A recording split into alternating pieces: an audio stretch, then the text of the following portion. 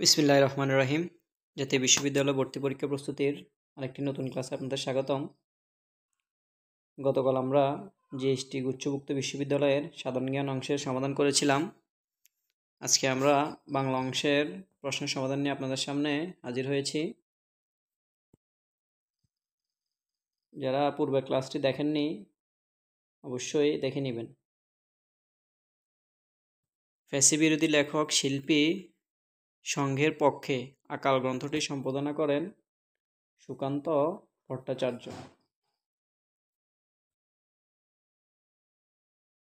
কোন বানানটি অশুদ্ধ? কার্তিক। কার্তিকের শুদ্ধ বানানটি নিচে ব্যাখ্যায় দেখে নেবেন।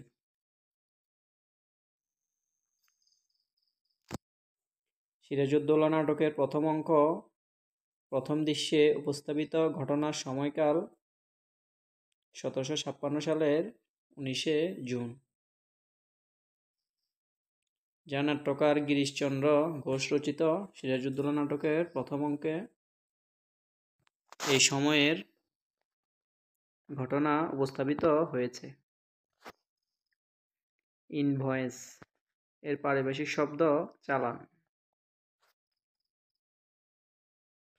সাপেক্ষ সর্বনাম কোনটি? যত চাও তত লও, যা একে অপরের উপর নির্ভরশীল। করতল শব্দের অর্থ হাতের তালু। ডাইলেক্ট এর বাংলা পরিভাষা হলো বা পারিভাষিক শব্দ হলো উপভাষা। এর পূর্বে অনেকগুলো বাংলা সাধারণ জ্ঞান ইংরেজি ক্লাস দেওয়া হয়েছে। যারা আগামী 24শে মে ভর্তি পরীক্ষায় অংশগ্রহণ করবেন অবশ্যই সবগুলো ক্লাস ভালোভাবে দেখে নেবেন। আশা করি এই প্রশ্নগুলো থেকে সরাসরি কমন আসবে। সিংহ শব্দের সমার্থক শব্দ মৃগেন্দ্র।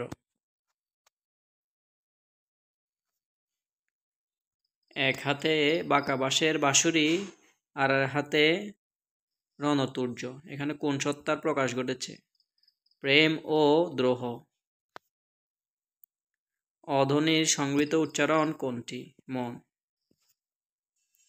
কেচগুন্ডুস শব্দের অর্থ কী? পুনরায় আরম্ভ। কোনো কাজ পুনরায় শুরু করাকে কেচগুন্ডুস বলে। নিচের কোন শব্দে স্বভাবতই মূর্ধন্য হয়েছে? পণ। নিচের কোনটি মহাপান অঘোষ ধ্বনি? থ। দুর্মূল্য শব্দের প্রমিত উচ্চারণ দুর্মূল্য। প্রমিত উচ্চারণগুলো ভালোভাবে দেখে নেবেন। বড় দাদা বড়দা কি ধরনের ধ্বনি পরিবর্তন ঘটেছে? ব্যঞ্জনচ্যুতি। বড় দাদা থেকে ধ ধ্বনি লোপ পেয়েছে, যা একটি ব্যঞ্জনচ্যুতির উদাহরণ। হাটে হাটে বিকিয়ে তোর ভরা আপন। এখানে হাটে হাটে বলতে অনুকার দ্বিরুক্তি বোঝানো হয়েছে। কালো লক্ষ্য দীর্ঘশ্বাস বলতে কি বোঝানো হয়েছে? অজস্র ব্যর্থতার দীর্ঘশ্বাস। চাষার দুঃখ অনুযায়ী এন্ডি কোথায় উৎপন্ন হয়? আসাম ও রংপুর। কোনটি রবীন্দ্রনাথ ঠাকুরের রচিত কাব্যনাট্য? চিত্রাঙ্গদা। রবীন্দ্রনাথ, কাজী নজরুল এদের সাহিত্য সংক্রান্ত প্রশ্নগুলো খুব ভালোভাবে পড়ে নেবেন, কারণ এখান থেকে প্রশ্ন আসার সম্ভাবনা সর্বাধিক। সন্ন্যাসী শব্দের কয়টি অক্ষর রয়েছে? 3টি। সন-না-সি এখানে 3টি অক্ষর। মায়া যেন ছলছল করে জেগে ওঠে। লাল সালু উপন্যাসে কথাটি কার প্রসঙ্গে বলা হয়েছে? রহিমা। পাঠ্য বইয়ের গল্প উপন্যাসের মূল ভাব, চরিত্র ও বাকি যে তথ্যমূলক প্রশ্নগুলো রয়েছে ভালোভাবে পড়ে নেবেন। পথ অর্থে কোন বানান রূপটি সঠিক? সরণি। পথ অর্থে সরণি শুদ্ধ বানান। তখনই শব্দের ই কে ব্যাকরণের ভাষায় কি বলা হয়? বলক, অনুজ্ঞাসূচক বিভক্তি। স্বরস্থ অক্ষরকে মুক্ত অক্ষর বলে। তার করতলে পলিমাটির সৌরভ ছিল, অর্থাৎ তিনি ছিলেন কৃষক। প্রদোষ শব্দের অর্থ সন্ধ্যা। এই গুচ্ছ পরীক্ষার বাংলা প্রশ্নটি তুলনামূলক কঠিন হয়েছে। যারা 24 তারিখ জাতীয় বিশ্ববিদ্যালয় ভর্তি পরীক্ষায় অংশগ্রহণ করবেন, খুব ভালোভাবে প্রস্তুতি নেন। রেখাচিত্র কোন ধরনের রচনা? দিনলিপি। রেখাচিত্র আবুল ফজলের একটি দিনলিপি। কোন রচনায় খনার বচনের উল্লেখ রয়েছে? রেইনকোট। সৈয়দ অলিউল্লাহ রেইনকোট গল্পে খনার বচনের উল্লেখ রয়েছে। কোনটিতে ব ফলার উচ্চারণ বহাল রয়েছে? উদ্বেগ। এখানে ভয়ের উচ্চারণ স্পষ্ট। কোন বানানটি শুদ্ধ নয়? অপরাহ্ন।